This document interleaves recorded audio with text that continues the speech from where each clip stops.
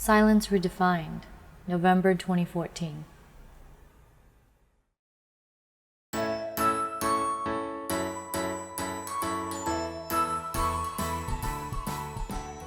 Hi everyone, welcome back to JoanneTechLover. I'm Joanne, and today I'll be covering this Cooler Master CM Storm Octane gaming gear combo featuring the MB7C keyboard as well as the MS35 mouse. And this is definitely a keyboard and mouse set for gamers on a budget, but what's really cool is that you still get 7 LED color options. Here's everything that comes in the box, and we just have this quick user guide here and the mouse and keyboard. And they both come with this rubberized, this lightweight cable with USB 2 connector, and here it is for the keyboard. Let's take a look at the bottom of the keyboard first. As you can tell, it has this plastic construction and this texture design on the bottom, as well as rubberized feet on the 4 corners to keep this unit in place, and angled feet depending on your comfort preference. Here's a closer look at the front of the keyboard. I'm going to go over dimensions first. It measures 471 millimeters or 18.5 inches by 196 millimeters or 7.7 inches by 41.6 millimeters or 1.6 inches, and it weighs in at 920 grams or 2.03 pounds, which is pretty light for a full-size keyboard with a numpad. You get a standard QWERTY layout with gray keycaps against a black board and 19-key anti-ghosting, which registers up to 19 simultaneous keystrokes without conflict, which should work well for most games.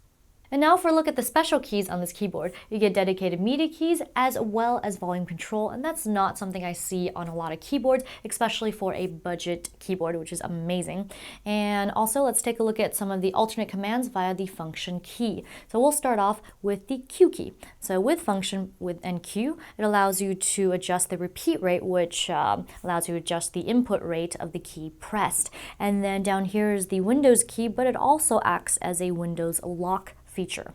And up here, F11, this is the keyboard function key, which locks your keyboard entirely so that any keystrokes made will not register, which is great for kids who just kind of press whatever they want and people who know nothing about this feature, so you can protect your PC. And also, over here is the LED on-off key, and when you press that, it will cycle through the different LED colors as well as turn it off, of course. Now with the function key, it'll kick your LEDs into breathing mode, and once you're in breathing mode, you can go ahead and use function plus minus here to go ahead and speed up the duration of the breathing from one color to the next. Also, one last thing is the spacebar. It's rather unique looking, isn't it? As you can see, this is a rubber dome switch keyboard, but without the mushy feeling of membranes that you would typically get. And that's probably because the stems are kind of this plasticky construction and design. And I'm gonna go ahead and show you what it sounds like by pressing one key. And you also get this kind of bump feeling, which is rather nice and kind of reminiscent of Browns, Cherry MX Browns. I know some of you have been asking me to do a sound typing test with the keyboard in a correct position like this, so I'm going to go ahead and type something out for you. Ah. We bow down, human race. I am Decepticon. No, but seriously, let's go over the dimensions. It measures 129 millimeters or 5.1 inches by 73 millimeters or 2.9 inches by 38 millimeters or 1.5 inches, and it weighs in at 116 grams or 0.26 pounds, which is fairly lightweight. This mouse comes with this textured plastic surface for better grip, and you get 10 million click lifespan. Now let's go on to the buttons. So on the side you get the forward and backward in browser, which are pretty standard, and let's move on to the front of the mouse. You get the left and right clicks as well as scroll click, which does light up with LEDs, and you get this rubberized textured finish to it. Now beneath that is the DPI shift button. So this mouse comes with 4 preset DPI levels: 500, 1000, 2000, and 3500 DPI. I find on this mouse 2000 DPI is the most comfortable for me. And below that is the color shift button, and this will cycle through all of the 7 colors. For just the eyes though, the scroll wheel LED is a constant color. This mouse is definitely a claw grip in my opinion, and it's just large enough for my small hands to rest my forefinger comfortably on the right edge. Now let's move on to the bottom to get some gliding feet, as well as this 3500 DPI Avago 3050 optical sensor. And I'm not sure what this round thing here is, but I tried to open it without breaking the mouse, and I have no idea what this is for, but it's here. Here's an LED demo of the keyboard first. Right now I just have them off, but we're going to go ahead and turn the LEDs on. This is level 1, level 2, and level 3. Great. Now then, let's go over the different lighting modes. This is dark blue. Now we have red. And this is green, and I find green is actually the brightest, in person anyway. And then JTL purple, yay! I love that they always have this option. And then this is more of a yellow, or light green, and a light blue, and more of a white for here.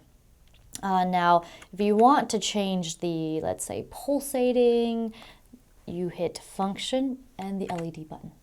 And now you'll see the keyboard breathe into different colors, which is definitely a nice effect. Of course, you can change the breathing down to the slowest, but you'll barely be able to tell, but maybe that is what you prefer by pressing the speed duration button. And now for the LED indicators on this keyboard, the num lock, caps lock, and Windows lock. I'm just going to show you what it looks like with it on and off. And it's definitely nice to have it for the Windows lock so you know when it's on. And now for a look at the LEDs on the mouse. As you can tell, the scroll wheel, it is constant on, and let's go ahead and turn the eyes on of the Decepticon. So this is once again more of a dark blue, and then red, and green, purple, love JTL colors, as well as a lighter green, light blue, more of a white, and then off. Gotta admit though, this does look pretty cool. And finally, here's a look at the mouse LEDs from the front end. Now for a look at the pros and cons, I'd say the best selling point for both would be the price. So 2 for the price of 1, and the LEDs look pretty good. So let's start off with the keyboard. I really like the dedicated media buttons, which don't see on many keyboards, like I said, especially for a keyboard at this price. And it's plus that it's a LED backlit in itself. It's also nice that the LED switch key is dedicated, and there's a breathing mode as well as LED speed adjust. And Windows lock function is great for gamers, and I don't usually see the keyboard lock function, the privacy function. What is that all about? So cool. And can't forget the repeat rate adjust, which isn't common on entry-level gaming keyboards. And now for the keyboard cons. I wish the LEDs could be just a little brighter, and there's no dedicated mic mute button, but there's just volume up and down. And some may feel that rubber dome is a con, but mechanical can get expensive, but at least it doesn't feel like a typical membrane keyboard. And also you don't get any dedicated software for programming your keys, as well as the build quality. I feel like that could be just a little better, but you definitely do get a lot of features for the price, so I'm not really complaining too much there. Here's a look at the pros for the mouse. So I love the look of the mouse. It's very deceptive, and you get nice bright LEDs, which is definitely not something I see on budget mice. Usually they're a bit dimmer. And you get 4 preset DPI levels for gaming or casual use. And I like the ability to change the color of the LEDs on the fly. Here's a look at the cons of the mouse. And first up is that the scroll wheel does not change color with the other LEDs, and you cannot turn it off either. And there's no software to change the LED intensity or lighting pattern or to program the mouse, but I think you could probably try to get a generic version. And the 4 backward buttons are a little bit too easy to press. I wish they were more firm. And to conclude, this is a great set of peripherals for a very reasonable price, and it's definitely good for gaming, but I prefer dedicated software that can make macros. So once again, for gamers looking for a keyboard and mouse set on a budget, this is just right.